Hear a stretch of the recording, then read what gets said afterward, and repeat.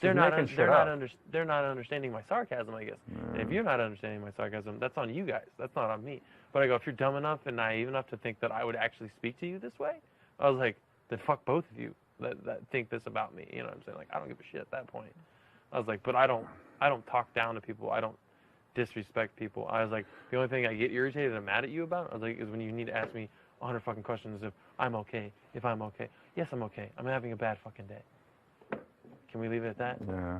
So it's like, I don't know, we got into it down there. I mean, I said something to her about the whole, like, can we not say a prayer at dinner? And I'm like, and it's not like I pray, no, but why do I put my head down and maybe stop? It's just out of respect. I'm just respecting them. Do I have to take part in it? No. I can sit there. It's not offensive to me, you know, but it's just, that's how I feel, and she feels a different way, you know? But that being said, it's like, she obviously feels the need to state that, to get it out there. I don't know why it makes her uncomfortable. It's making her uncomfortable for some reason. She needs to state that to get it out there.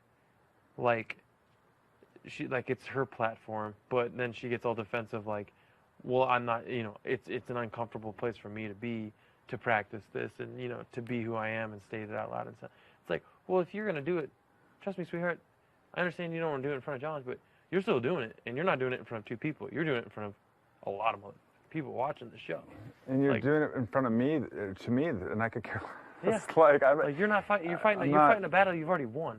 You know what I mean? Like, you're not going to prove anything at this point. Like, she needs to sit down with people that are like Jonathan. Yeah. Like and that would have been good. I don't know what she thinks she's protecting him, which is ridiculous. I'm protecting him. He's got to. I would tear him apart. Like, no. He's a preacher. That. You think it's really ignorant. Like, you think you have so much power in words that you're going to stray him from the church? You're Looney Tunes. No, he's a man of faith. There's a reason why he's a preacher, because he's a man of faith. That's what he believes in. That's his deal. That's what his life mission is now. And I respect it. Is that what I want to do? No, that's not, you know, that's his deal. And I respect it. He's a good man. Yes, exactly. You know? And that's all I know him for, is just being a good man. He's a good man, you know? He's a good dude. Is it an issue that words from a book can inspire people? That's awesome. That's great. Is it also a downfall that it can inspire people to do bad things? Yeah, but that's anything. The thing is, though, it's just like anything. Too much of a good thing becomes a bad thing. Exactly. Right? There's fanatics. Fanatics, you know, people that, you know, like Cal, like that dude sleeps in the bushes with hides on, and that's what he does. People might call that a little extreme. You know what I mean? Fanaticism. People like there are in the Mormon religion. They still practice polygamy. You know, it's very destructive. These guys have 4 wives with many wives. So this guy has like 4 wives with like 60 children. Yeah. Like they're homeschooled. It's very destructive. You know, like people like the Islamists, jihad. That Breaking Mormon show? What's that? Have you ever seen Breaking Mormon? No. Or Amish, Breaking Amish. That's it. But you have these fanatics, and if you really like look at the Bible and you follow it word for word, and you really believe that that's how you're supposed to live, you're nuts. Yeah. Okay? There's some great things in there. Take some stuff, leave the rest. Yeah. Right? Just that's how life is, right? This works for me. This works for me. The people that just go tunnel vision into one thing, I have a hard time with, because they're not open to new ideas. They're not open to a new way of living. They've just picked one thing and narrowed in on it. If you were to live by those people's lifestyles, where we would be where the world would be at right now would be a very small place. Yes. Because we wouldn't have had the cookie cutter. Yeah, very. We'd all be the same. We would not have the opportunity to grow. We'd all be wearing. It would almost be like an Amish life. You know what I mean? Like, yeah. Black and white. Like that's those people. Like, they practice religion hardcore. They follow it straight by a T, and look where they are. That's why I love America. That's what I'm saying. You can practice, you can not practice, you can be homeless, you can live in the park, you can get a job, you can go to school. But everything is here, you can do it. There's bad people anywhere you go, That's right. And you're just going to deal with those situations. My thing is, personally, that I'm kind of blown away by, is why has James not moved from Louisiana? If it's such a bad place. His brother's there, he might have family there, I don't know. I asked the same question too when I was sitting there. I'm like, I'd move. Move to Utah. There's a huge gay population there. Anywhere. California, San Francisco. I know it's more expensive and stuff like Seattle, that. Seattle, Phoenix, I mean, everywhere. But you know why? Because he wants to fight for it. That's a great point. He wants to fight for it. And what's going to happen to these kids that don't have a voice when he leaves? Mm-hmm. Who's going to take care of them? He's probably done a lot of work there. That's a good point. The thing is, Hex is in a different place in her life. I'm 37 years old. I'm going to be 37 next month, you know. And this is just how I live in my life, you know. She could change. She may, you know, feel a different way. You know what I'm saying? Yeah. Why not change again? Like she just said, she was very religious and now she's not. Is there a point where she could change into something different? I know people that have gone from being fucking Catholics to Buddhists to, you know, all sorts of different religions. It's just something that they feel like is, you know, it's something that they hear, something that they learn. It's something new almost. Yeah. You know, like that's the beauty of, like you said, the beauty of America. It's the beauty of America. Taylor, I don't have a favorite football team, favorite baseball team. I don't have a favorite pair of pants. There's just a lot of shit I really love.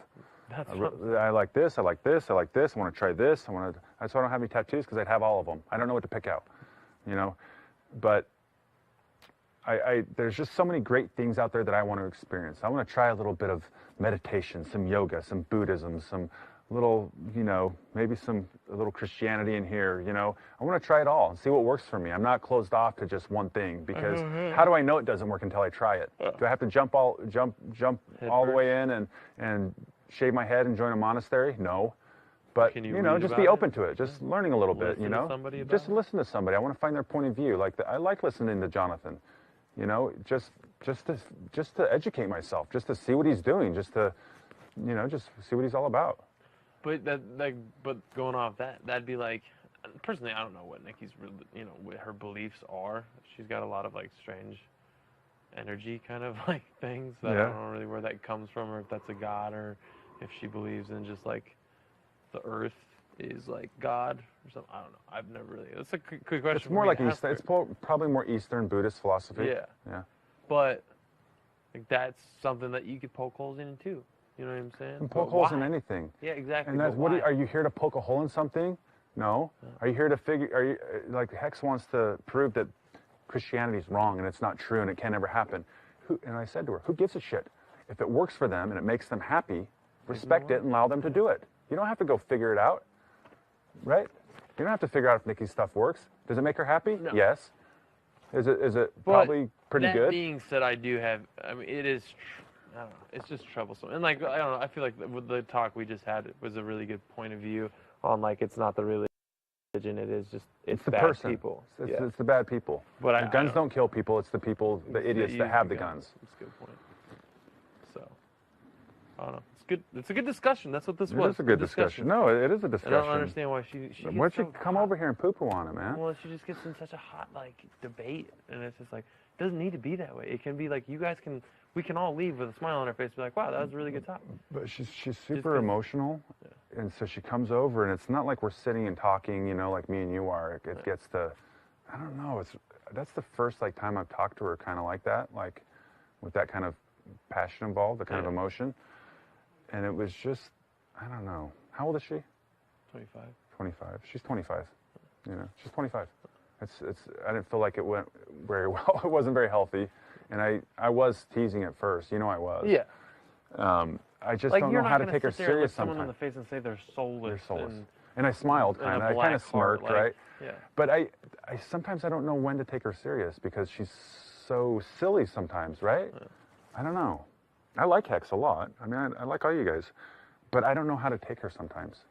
Sometimes she's over there and she's like, sometimes she talks like a 12-year-old or even a 4-year-old, and she's like being funny and silly.